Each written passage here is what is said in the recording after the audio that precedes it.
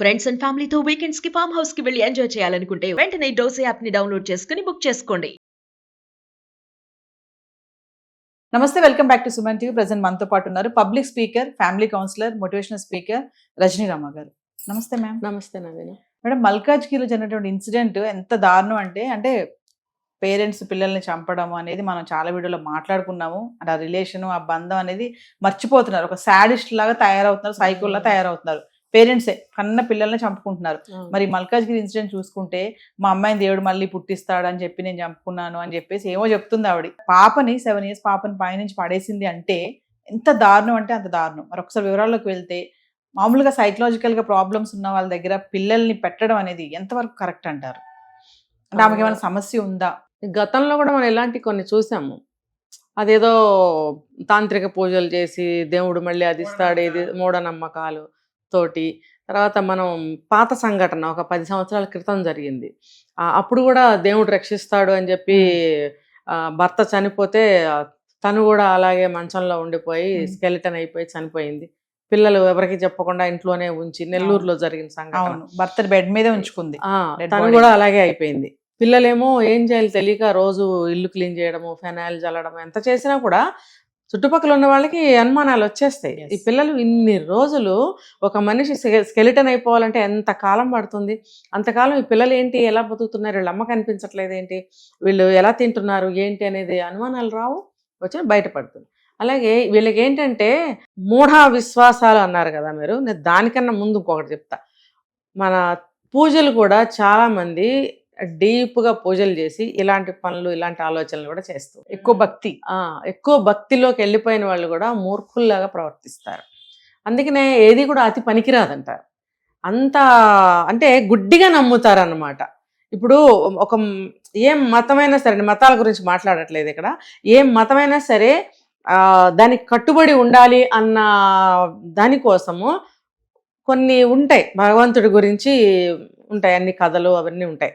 అంత మాత్రం చేత ఇలాగా మూర్ఖత్వంలోకి వెళ్ళిపోండి అని చెప్పి ఏ మతం చెప్పదు. ఇప్పుడు వాళ్ళ మతాలను పరిరక్షించుకోవడం కోసం, ధర్మాలను పరిరక్షించుకోవడం కోసం ప్రజలకి ఇలా ఉండండి, ఇలా చేయండి, ఇలా చేస్తే మంచిది, ఇలా చేస్తే మంచిది అని చెప్పడం అనేది సహజం. అది అందులోకి దిగిపోతారు, ఇంకా దిగిపోయి అది జరిగే వరకు ఎదురు చూస్తూ ఉంటారనమాట. అంత మూర్ఖత్వంలోకి వెళ్ళిపోతారు.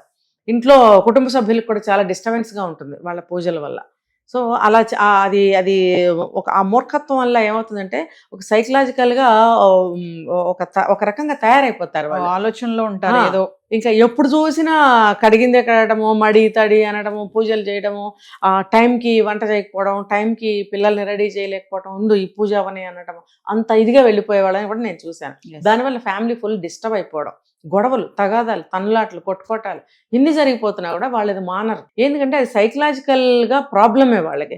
ఎందుకంటే అలా తయారైపోతారు. అందులోకి వెళ్ళిన తర్వాత అందులో కూరుకుపోయినప్పుడు దాని గురించే 100% కరెక్ట్ అని చెప్పి మాట్లాడతారు. మరి సైకలాజికల్ ఫీలింగే కదా అది. అలా కూడా ఉండకూడదు. అది కేవలం భక్తి పరంగా మాత్రమే కాదు, ఫర్దర్గా ఎవరితో ఎలా బిహేవ్ చేసినా, ఒక పని చేసినా కూడా అందులో కూడా ఆ వెరితనం అనేది కనిపిస్తూనే ఉంటుంది. ఏదన్నా ఒక మాట రూపంలో కానీ, ఒక పని రూపంలో కానీ అది కనిపిస్తూనే ఉంటుంది. అది వాళ్ళకి ఓకే కరెక్ట్.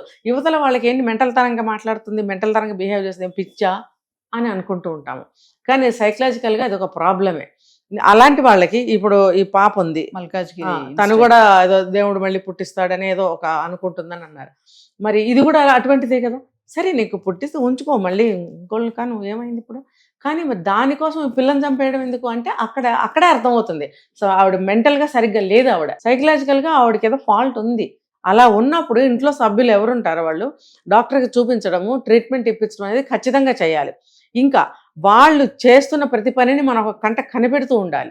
మళ్ళీ మనం కనిపెడుతున్నట్టు వాళ్ళకి తెలియాల్సిన అవసరం లేదు. అప్పుడు ఇంకోలాగా ఉంటుంది మళ్ళీ వాళ్ళ బిహేవియర్, ఒక గిల్టీగా తయారవుతారు అక్కడ.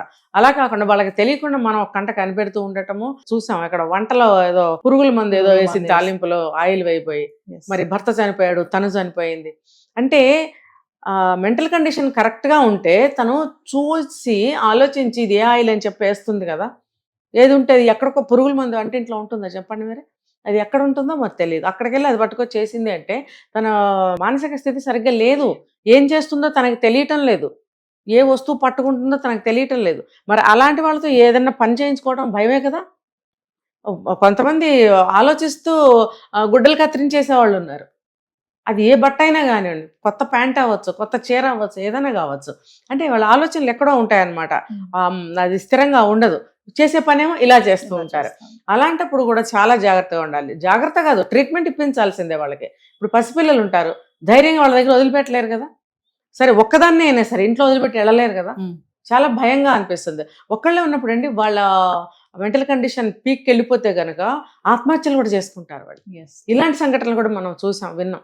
అంతవరకు ఎందుకు, మన చీమలకు భయపడే ఒక ఆవిడ ఏం చేసింది, ఫోబియా అని మనం చెప్పుకుంటున్నాం. ఇది కూడా మెంటల్ కండిషన్ సరిగ్గా లేకనే కదా. కొన్ని మూవీస్ కూడా వచ్చాయి మేడం ఇలాగా. అదే ఎవరో తనతో మాట్లాడుతున్నట్టుగా, ఎవరో ఏదో చెప్తున్నట్టుగా, నువ్వు అది పట్టుకో, అది లాగేసే, ఇలా చచ్చిపో, అది దూకేసే ఇక్కడి నుంచి. కొంతమందికి అది కూడా ఉంటుంది. అలాంటి సినిమాలు కూడా వస్తున్నాయి ఈ మధ్య కాలంలో.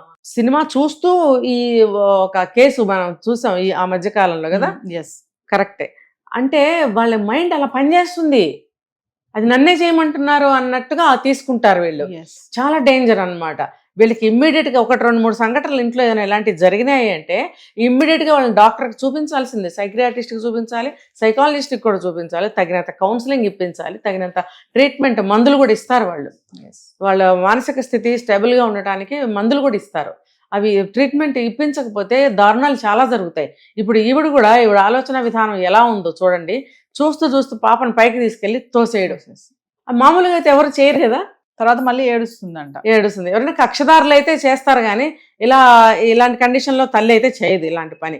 అంటే స్పెషల్ కండిషన్స్లో మొన్న ఆ మధ్య ఎవరో అక్రమ సంబంధం పెట్టుకుని పిల్లాడు అడ్డం వచ్చాడని పైనుంచి తోసేసారు. ఆ కండిషన్స్ వేరు, ఇప్పుడు ఈ కండిషన్ వేరు. మరి అది అక్రమ సంబంధం పెట్టుకుని పిల్లవాడిని తోసేయటం అనేది అది ఎవరు కనిపెట్టలేకపోయారు ముందు. అలా చేస్తుందా భార్య అని ఎవరికి ఊహ కూడా రాదు, కన్న తల్లి కదా అని. ఇక్కడ రావాలి. ఈవిడ బిహేవియర్ ఇంట్లో తేడాగా ఉంటున్నప్పుడు ఈవిడ్ని చూపించాలి, ట్రీట్మెంట్ ఇప్పించాలి. కొంతమంది తాహత లేకనో ఏముందిలే ఇలాంటి అట్లే అనో, కొంతమంది ఏం చేస్తారు దీనికి ఏంట్లే ట్రీట్మెంట్ ఇప్పించే, ఉంటే ఎంత పోతే ఎంత అన్నట్టుగా ఆలోచించే భర్తలు కూడా ఉంటారు. ఇందులో ఏదైనా కావచ్చు. ఏది ఏమైనా సరే ఇప్పుడు ఆ పాపకి నష్టం జరిగింది కాబట్టి ఇలాంటి వాళ్ళు ఇంట్లో ఉంటే ట్రీట్మెంట్ ఇప్పించాలి. వాళ్ళ మీద ఒక నిఘా పెట్టాలి. ఒక మనిషి కేర్ టేకర్ స్తోమత ఉంటే ఒక కేర్ టేకర్ని కూడా పెట్టాల్సిన ఆవశ్యకత ఎంతైనా ఉంటుంది అనమాట. లేకపోతే ఇది నెక్స్ట్ ఏమవుతుందంటే పిచ్చిలోకి వెళ్ళిపోతుంది. అప్పుడు ఏం జరుగుతుందో ఎవరికి తెలుసు కదా. అప్పుడు అంత స్టేజ్ వచ్చే వరకు కాకుండా మొదట్లోనే ఏదన్నా మానసికంగా దేనికన్నా భయపడుతుందా, మానసికంగా ఏదన్నా వర్రీ అవుతుందా, లేకపోతే గతంలో ఏమైనా సంఘటనలు అని పట్టి కుదుపుతున్నాయా, ఇలా ఎందుకు బిహేవ్ చేస్తుందని మనం స్టడీ చేయాల్సిన అవసరం ఉంటుంది. వెంటనే ట్రీట్మెంట్ ఇప్పించాలి. ఇంట్లో అందరూ కూడా కనిపెడుతూ ఉండాలి. పిల్లల్ని ముఖ్యంగా వాళ్ళకి దగ్గరికి వెళ్ళనీయకుండా జాగ్రత్తగా సాధ్యమైనంత వరకు తను ఉన్నప్పుడు తల్లి దగ్గరికి పంపించవచ్చు.